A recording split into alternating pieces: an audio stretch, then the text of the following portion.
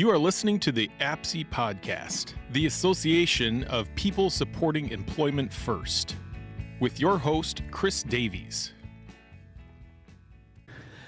Okay, hello everybody, and welcome back to another Minnesota APSE podcast. We're so excited to be back here in our actual studio once again, meeting in person with Jillian Nelson. And hello, Jillian. Hi, how are you today? Doing good. It's things are turning up. Today is October 21st. It's Friday, and the weather has been unbelievably cold earlier this week, but this weekend is turning up, so that's got to be a good thing. And Jillian and I were just catching up a few minutes ago, and I think you're going to love hearing all the things that she has to say and learning about her. Jillian is with the Autism Society of Minnesota, commonly referred to as AuSM. Is that right? Yep, we are awesome. Absolutely. It never gets old. No, it never gets old. There's so many wonderful play on words. It's amazing. It's incredible. It's awesome. So we're excited to learn all the cool things that Jillian is a part of right now. She is the community resource and policy advocate for AuSM, among many other things, as I learned a few minutes ago in our pre-discussion here.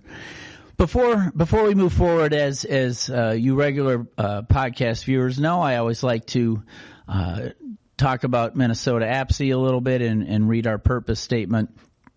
Perhaps this is the first time you've watched a Minnesota APSE podcast, and perhaps you've never heard of APSE or Minnesota APSE. APSE stands for the Association for People Supporting Employment First.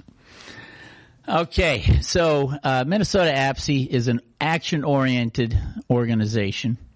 We exist to bring people together, to raise expectations so that people with disabilities can be employed and contribute and assume their roles and responsibilities as citizens in their communities. Employment is the same wages, standards, responsibilities, expectations, and opportunities available to any working age adult. One person at a time. Employment is the avenue out of poverty and isolation. And Jillian and I were just discussing employment, and I know that it's something that's very passionate, that you're very passionate about. Disabilities and employment is my heart's work.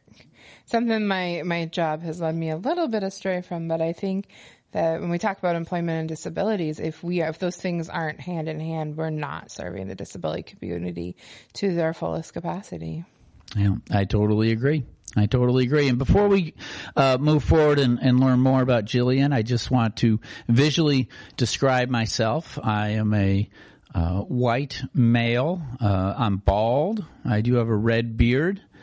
And today I'm wearing tan pants and a kind of a light tan checkered sport coat. I am a Caucasian woman with shoulder-length teal curly hair. I'm wearing a black sweater and blue jeans. Okay, great. Thank you. Okay, so let's get into it, shall we? Absolutely. That's what you're here for, right? Yes. Okay, so let's just start by Jillian. If you could just tell us a little bit more about yourself, maybe your professional background, things like that. So I'm Jillian Nelson. I'm the community resource and policy advocate for the Autism Society of Minnesota. That is so many words. In a nutshell, I run our information and resource hotline. I coordinate our bookstore, and I also head up all of our public policy agendas, and also help out with support groups. We're a small entity, so we all wear a whole lot of hats. I'm also a member of the Governor's Council on Developmental Disabilities. I'm vice chair for the State Rehabilitation Council. I am co-chair for Minnesota Consortium for Citizens with Disabilities Anti-Discrimination and Intersectionality Committee, and I am the vice chair for the Minnesota Task Force on Eliminating Subminimum Wage. I probably do a few other things that have currently slipped my head, but the most important title I hold in any of these spaces and in this conversation is I'm also an autistic adult. And to be completely honest, my job at AuSM was somewhat of accidental customized employment situation. I was hired about 6 years ago as our receptionist, and it turns out I'm a really, really bad receptionist. I should not be in charge of anyone's calendars other than my own.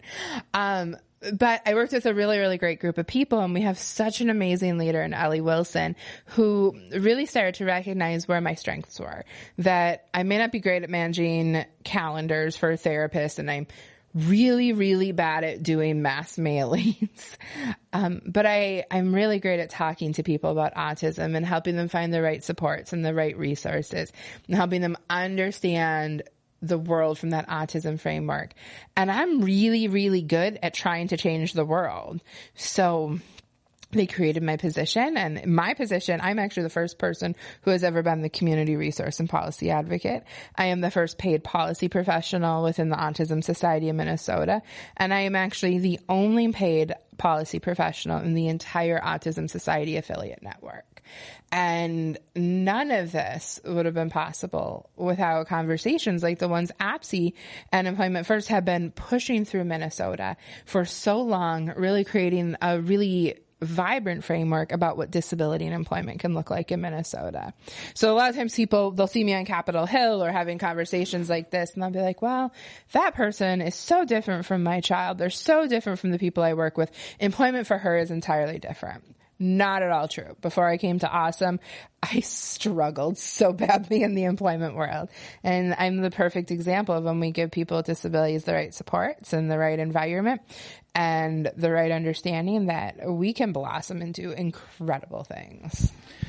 Yeah. Wow. Thank you for sharing all that. The story you just described, your story is such a clear example of sort of the principles that exist in customized employment, truly helping somebody tap into their strengths, their skills, and then create an opportunity or be involved in an opportunity where you're going to be valued, for what you do. And clearly, the work you're doing, we'll use it again, is awesome, at AuSM. And that's really great for you and that you and Ellie were willing to kind of take that journey, and that she saw all the things that you could do and were good at. So that's amazing. Thanks for sharing that. It's been an incredible journey, and I work really hard to keep pushing forward this agenda in the broader society because I know that my story isn't the normal story. I know that for every one Jillian in a great customized employment situation thriving, there's 10 more people that are still struggling in employment and still trying to figure it out and still not really thriving in the workplace. And I want to change that, and I want to see the world change that, because we all deserve a place to contribute to society in a way that is meaningful to us, and to have a workplace that we feel welcomed and appreciated. And we still got a long way to go, but I think one step at a time we'll get there.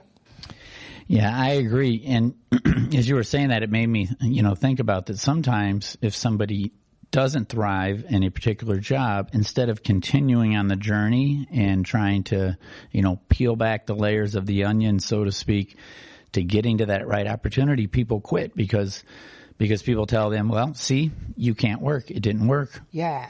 I think about that all the time. Especially, I'm going to skip all over our topics here. That's okay.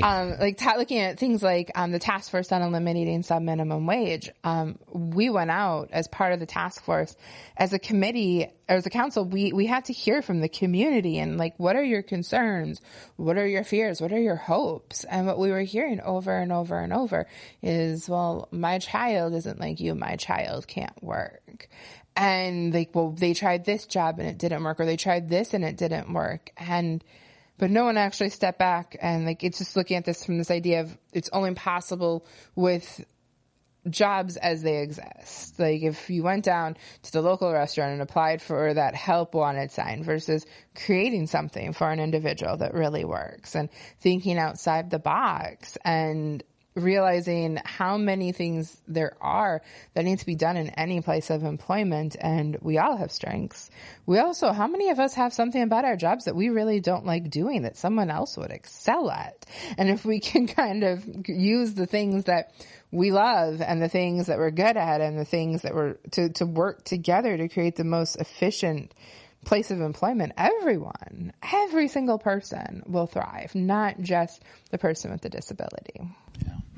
Yeah, I love that. And I couldn't agree more. I was just telling somebody the other day that I'm fortunate enough to be in a job that I think does tap into my strengths and my skills, but there are literally a bajillion jobs that I wouldn't be good at, that wouldn't necessarily be the right job for me. And none of us has to be great at everything. I would be a horrible football referee.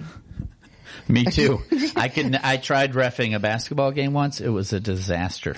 I mean, also, I don't think I'd be Ellie, for example. I would not be a good executive director, but I need a good executive director to be successful at my job. I'm not great at admin, but we have a fantastic office manager that fulfilled my old role, and her role kind of shifted. And her being great at her role means that I can be great at my role. It takes all kinds and everyone bringing those skills together to look at the bigger picture. And we are all capable of something. It's a cliche, but teamwork literally does make a dream work. And it sounds like you have a great team over there. On that note, let's talk a little bit more about what you're doing at AuSM, some of the initiatives you're working on, things like that. So legislatively, for the last couple of years, we have been working on a package of bills that relates to accessibility. The conversation in Minnesota for a very, very long time about accessibility has been really kind of dictated around that physical footprint of accessibility. So looking at ramps, bathrooms, handrails, parking spots. And those are very, very important parts of accessibility. But as we create more awareness around different types of disabilities, we also need sensory-friendly accessibility, and we need intellectual accessibility, and we need visual accessibility. So we've been working on a collection of bills that would really focus on changing the conversation in Minnesota around what accessibility looks like. So things like an event licensing bill that would require any event over 1,000 people to have a sensory-friendly space as part of their accommodations, or a special education bill that sets up a policy and procedure for parents with disabilities to request accommodations in the IEP process, or task force to look at the accessibility of state and county disability services. I don't know if you've ever tried to get a waiver, but state and county disability services are some of the least accessible services in our state. And my personal belief is that disability services should be the most accessible, because 100% of people interfacing with them have a disability. So we want to assess that and look at where we could improve accessibility. Last year, it bore another bill out of that would create a change to how counties and social workers and Medicaid interact with people, and it would require a 10-day notice before denials of services. Because how many times do people being denied a service or a support or a program because of missing paperwork, or something wasn't explained clear enough, or something got written down wrong by a professional, and then the only option people have after the denial is to go in front of a judge and appeal it in a hearing. Well, if we can take that 10-day time to have a conversation between case management or county overseers and individuals and families, maybe we can reduce the number of appeals and create a more accessible system for people with disabilities. Yeah, I have really been astonished at how unaccessible, some of those services can be. I've been walking alongside somebody that is a parent and a daughter that are trying to get established into services, and it's, quite frankly, I knew that it was not necessarily easy, but it's really opened my eyes to what people are going through. And you're absolutely right. That should be, if you already know the person that is going to be wanting to access these services are going to potentially have challenges and barriers and possibly need, accessible options, that should be one of the easier, things. Instead, it's like calling the cable company. Yeah, I do this for a living. I am a lobbyist. I can spend time on Capitol Hill. I can write and pass laws with a greater ease than getting my own waiver squared away. I required outside advocacy and a support planner and all of these tools because the system is so challenging. I can tell people how it's supposed to work. I can tell them what's supposed to happen. But when you're actually in that room, when you're actually doing the things, when you're actually coordinating with counties, that's not always how it goes. Yeah, I can appreciate that.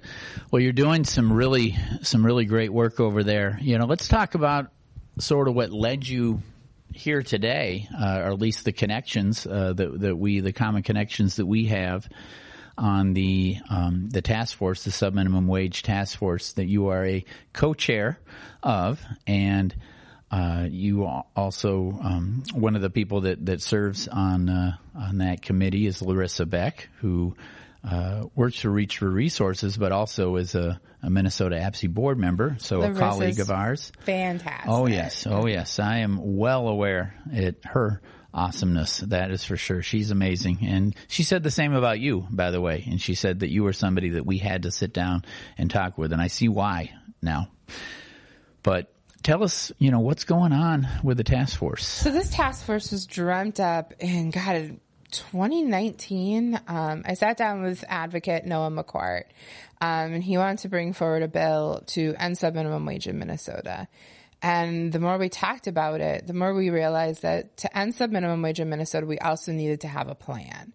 We couldn't just flip it off like a light switch because there were, at that time, over 7,000 people that were receiving services in a subminimum wage model. And those people needed a plan. We needed to know what we were going to do with people so that they could continue to engage in their community in a way that was meaningful to them. So we added the proponent of having a task force to his bill. I remember sitting down with the Kaposia CEO, John Alexander, that very first time, and me and Noah told him what Noah was going to work on and what AuSM was going to support. And John told us, this is going to be a long path. There's going to be some resistance. Fast forward to 2021 when we had an incredibly vibrant Health and Human Service omnibus bill that did set up amazing programs for the disability community. And the task force was there. We didn't get the sunset date for subminimum wage, but we did get Senate approval and House approval to create a task force on eliminating subminimum wage.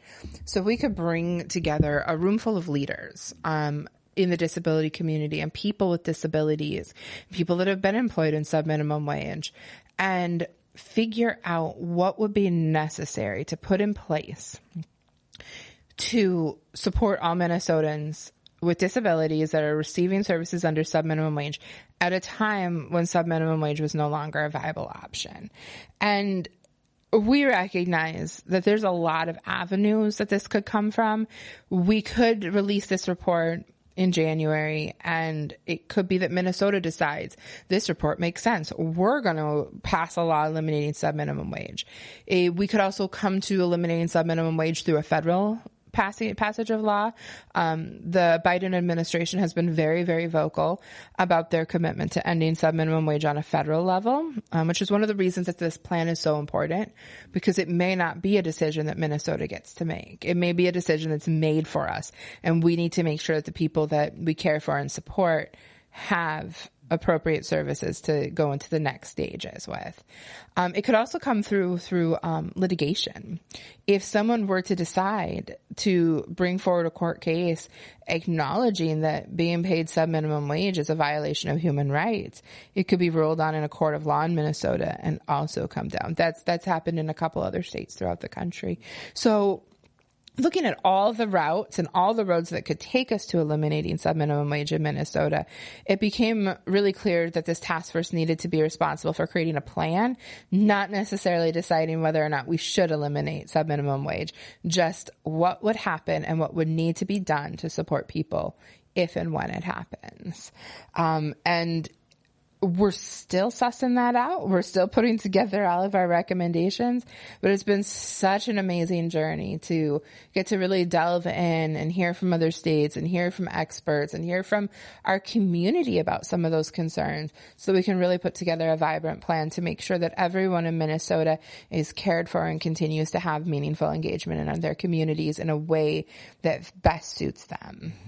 And to me, that last thing you just said, meaningful engagement in their communities is so important, part of this process and plan. Are you at liberty to talk at all about some of the ideas and plans and recommendations you have, or is that not a stage you're at? I can give you a broad overview. It's a very, very detailed plan. I imagine. We're definitely looking at some supports and services for both providers and families, and also some marketing to the broader community and also to the disability community about what this change would mean. There's a lot of fear in the community and a lot of ideas that if we close down centers, or if we end subminimum wage, if we end the use of the Section 14C certificate, that we're essentially going to close down programs that use that certificate. That is not the goal at all. We want to help providers transition away from using a Section 14C certificate to paying employees minimum wage or better. But we don't want to necessarily say this is gone. This is you can't come here anymore. We just want to change things. And one of the things we've discovered in these conversations is that a lot of the fears about what would happen if we pay people minimum wage are based on not having all the information. We heard a lot of people say, well, if my kid makes more than this amount a month, they'll lose their benefits through the county. None of these families had ever been told about programs like medical assistance for employed people with disabilities. I'm a full-time and competitively employed adult, and I have the same waiver as a lot of their children. I have received my medical assistance through a different program than income-based medical assistance. A lot of people are like, well, my kid needs to have a job coach, or we need to have someone check in on them regularly. And a lot of people didn't realize that there's extended employment services, or that there's a way to get extra funding through your waiver to provide those vocational supports in the community. That there's so much misinformation about the vibrancy of services already available. Even before we publish this plan, there's so many things available for supporting competitive and customized employment in our community. So we want to make sure that people, both providers and families and individuals with disabilities, have all the information they need. We're also looking at making some recommendations about rate adjustments, because we know that's a big thing. We struggle as a community about maintaining valuable staff in our community. For caring for people with disabilities is one of the most underfunded services, or one of the most underfunded professions in our country, whether it's PCAs or employment or job coaching or even in-home nursing care. And we really need to do something about rate reimbursement so that we can keep quality staff working in these positions to help really guide people in not just customized or competitive employment, but when that customized and competitive employment turns into careers and next steps in employment, that continuity of providers and support staff is really going to matter. So we're looking at some of that.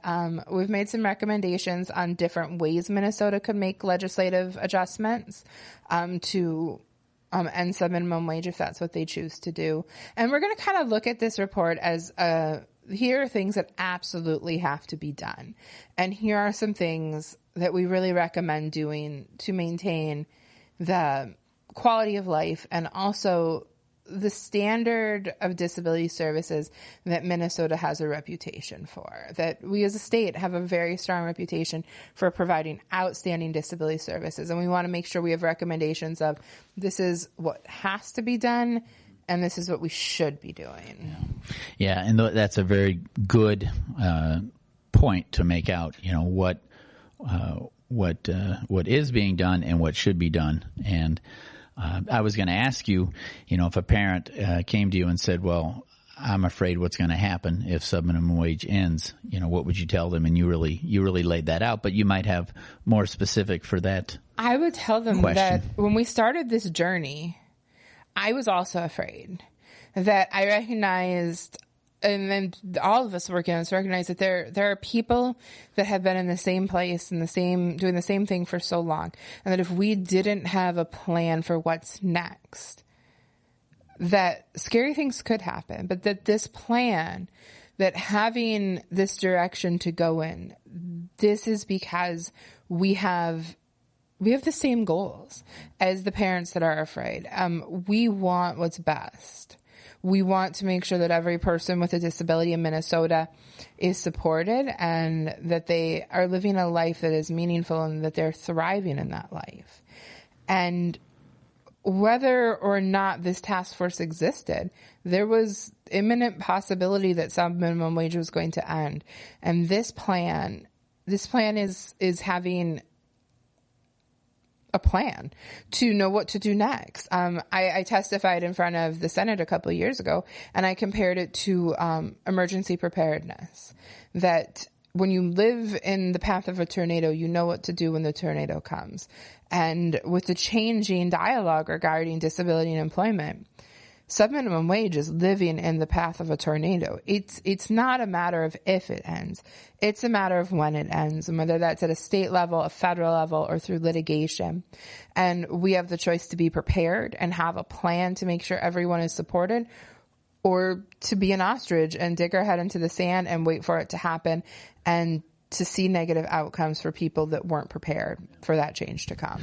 Yeah, the train has left the station, and it's up to us to decide. Are we gonna build the track for the train to roll on, or are we just gonna stop building and let the train? Those exact words, the train has left the station, was the message that was given to me and Andrea Zuber in Washington, D.C. at the beginning of this task force. And we were down there for the disability policy seminar, and we spoke with some employment officials in DC. I'm like, what would you recommend from a federal level? What can we bring back to our task force? And the exact words we were given was, the train has left the station. It's, do we keep building tracks to make sure we don't derail, or do we let it fly off a cliff? And I really like what you're talking about, acknowledging, someone's fear and being vulnerable. I think, because I've been in this field one way or the other since 1997. And one thing I noticed right at the beginning is it almost felt like there were two camps, in the field, within our own field. And I think acknowledging fear, being vulnerable, listening, is for both sides is the pathway for us to truly come together and build something that we can, substantially build. And because you're right, at the base, we all want what's good for people, and change is hard. It is. And I like to remind people in that fear space, or the we can't do this, or not my kid. No, there are people that aren't capable. We heard those same sentiments when we began closing the institutions. We heard voice after voice saying, not my child. There are people there that would never survive in the community setting. And look at us now. We have been institution free for a very long time. We have every person with a disability is living in the community, and people are thriving. Our communities are better for it. We are creating a more diverse and vibrant Minnesota by including people with disabilities. And now that we've closed the institutions, now we have to give people jobs. Now we need to integrate our people with disabilities in the same way into our communities and employment. And our communities are better after the institutions. Our communities will be better after we end subminimum wage. I always think at times like this of Paul Wellstone, and that we all do better when we all do better. That is my favorite quote. Yeah, I actually wrote an afterword for a book that's coming out in January. It's called I Will Die on This Hill. And it's a tale between two parents, one a parent of autistic children and the other an autistic parent of autistic children, and how they bridged that gap and learned how to work together to better the lives of all children with autism. And I was invited to write the afterword, and the last words in my afterword are Paul Wellstone. When we all do better, we all do better. Amen. And you're a co-chair with Andrea Zuber. I don't know if she told you this, but her father was an instrumental figure in deinstitutionalizing Minnesota. I do actually maybe you know just that. know that because you are very smart and you seem like you do your research. I grew up with a single mother. I promise this story makes sense. I never met my paternal family. And very recently, 2018, I actually found my paternal family. And they've chosen not to connect with me. But my paternal grandfather also worked for an organization and worked alongside Colleen Wick and Andrea's father, also closing down the institutions. And that's something that me and Andrea actually hold very close to our hearts as co-conspirators, as co-chairs in doing this work, is knowing that the generation before us closed the institutions, and now together we will get people into the community and help them find jobs. Her dad, wow. She always tells me the story of her dad told her, well, I found them houses. Now it's someone else's turn to find them jobs. And that's what we're hoping to do. I love it. I'm not going to lie. I have goosebumps just hearing you talk about that. It was a very emotional moment with me and Andrea. We were sitting in DC, and we were already co-chairs. We both work for organizations that work very closely together. Yet we had to go all the way to DC to meet face to face. That's amazing. And we were sitting together, getting to know each other and kind of sharing that background. I remember that first time that we realized that my grandfather and her father had worked on this, and that now we were going to work on this. Wow. And it felt a little bit like destiny, like we're exactly where we're supposed to be, doing exactly the work we're supposed to be doing. I 100% agree with you. So let's talk a little bit about the future. You've talked a little bit about that and just sort of some of the plans that are being laid out and your philosophies. But what are your hopes and dreams for the future here? My hopes are that when I talk to young people now about things like institutions, they think that it sounds so far away and so impossible. Like, how could that ever exist? Which is really unreal for me. I actually used to live in Illinois, and as a young adult, I was actually institutionalized for a short period of time. So I know how very real institutions are and how it's still happening in 36 states. But to young people in Minnesota, it's impossible. The idea of this is impossible. And I hope that in 10 years from now, I can sit in front of another room of young people and talk about our history of employment. And the idea of someone with a disability being paid subminimum wage sounds impossible. Like, no way, that could never happen. And that it just becomes a part of our history, and that we recognize, that we learn from it. I don't want us to erase it and forget that it happened, but that we learn from it and we move forward, and that for future generations, that kind of separation seems so impossible because we make the next steps so normal and so viable that any alternative seems a million years away. I mean, when you're 18, 19, 20, 10 years ago seems like a really long time. Yes, as a almost 54-year-old, time does take on a different. But yes, when I was in my 20s, 5 years seemed like an eternity. Now it feels like it's going to be tomorrow. I will fully admit I am a lot older than I look. I just turned 40, and even just looking at where our disability community has come from when I was first diagnosed 19 years ago. I was actually just telling the story earlier today. I was diagnosed for 7 years before I met another woman on the spectrum. 7 years. And the first woman I met with autism, the first time I was able to look at someone and see someone just like me, it was Temple Grandin. Wow. So not exactly my new best friend. It was even a couple years after that before I met someone like me that was my peer and not like this big public entity. And now all of my best friends I am surrounded by peers who are just like me, other autistic women that are living their lives, other queer autistic people living their lives. And that power of representation is so important. So like as a disability community, we just need to keep growing and learning and embracing our existence as not just a set of diagnoses, but we are our own community. We are our own culture. And we have a lot of things to be proud of, and really leaning in and embracing that and celebrating and lifting each other up. Yeah, I completely agree. And you're right. You do look younger than your age, as people have told me as well. So we have that in common. You can agree or disagree. But there's a running joke in the autism community that autistic people, we tend to age really, really well. I think it's the flat affect that happens most of the time. You don't get a lot of wrinkles if there's not a ton of facial expression. There very well could be something to that. I like that. So anyway, you get what I'm saying about time, for sure.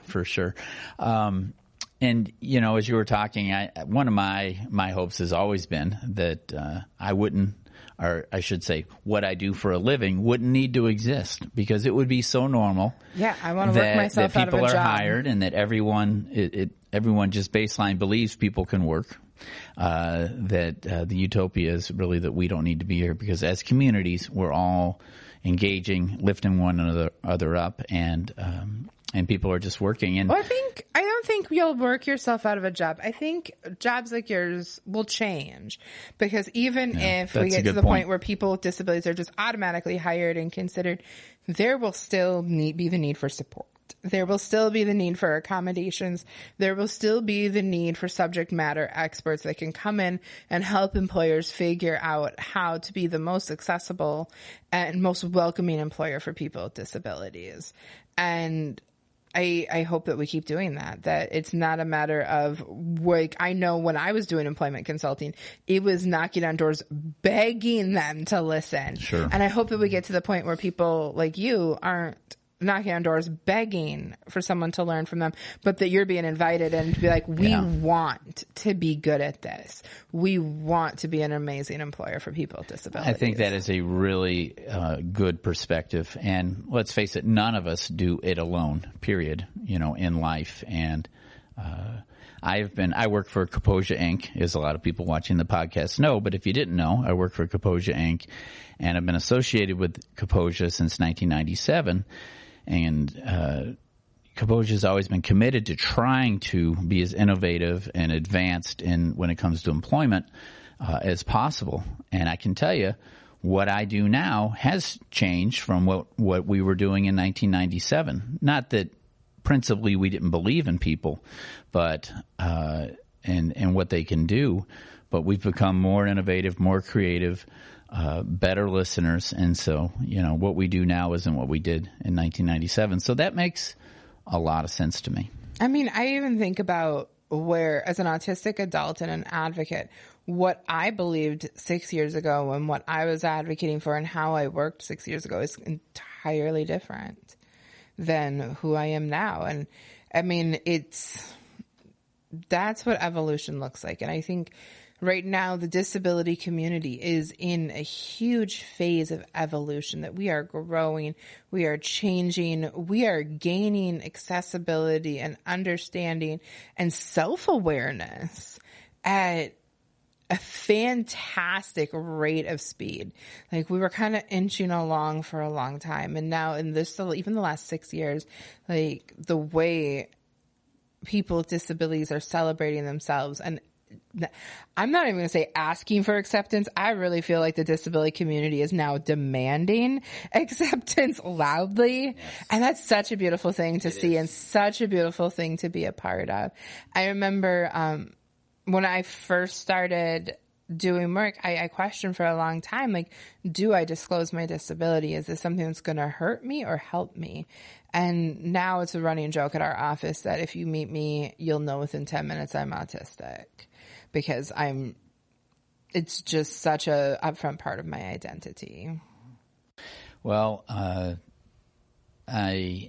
really am impressed with what you're doing, with your visions for the future. I appreciate you just being real here with us today and being vulnerable. And you probably don't look at it that way, but I've really been lost in this conversation, and I tend to think of myself as an optimist and a lot of hope, for our future. But talking with you here today has given me even more hope. I'm just walking away from this conversation inspired. I have a good friend that has given me some gruff over the years for how optimistic I am. But I firmly believe my optimism comes not from expectation of what the world around me will do or what the people around me will do, but from sheer determination of will of what I'm willing to do to make the world a better place. And some faith that if I have this much will to make the world a better place, there's probably other people. And as I look around this journey, meeting people like you and Andrea Zuber and Larissa and John Alexander, I have never been proven wrong that there are just as many people with just as strong of a sheer determination to make the world a better place. And as long as that keeps proving right, then optimism isn't unfounded. It's based on statistics that there's enough good people that we're going to do something great. There is nothing I could say that would be better than what you just said. That was beautiful. I think we're gonna wrap it up here. I feel like we could probably talk for another 4 hours, but we're gonna wrap it up here. Do you have any final thoughts that you'd like to relay? I just want to remind everyone that's watching and living with disabilities, keep being proud of yourself. Anything is possible. Just maybe, even if things seem hard right now, maybe it just means it's time to do it a different way. But anything is possible. Absolutely. Would you, this has been a great conversation. Would you be open to a fist bump? Yeah, absolutely. All right, great. Thank you so much. Jillian Nelson, everyone, with Autism Works Minnesota, among many, many other things. And just want to remind you that if you believe it, you can achieve it. Have an awesome day.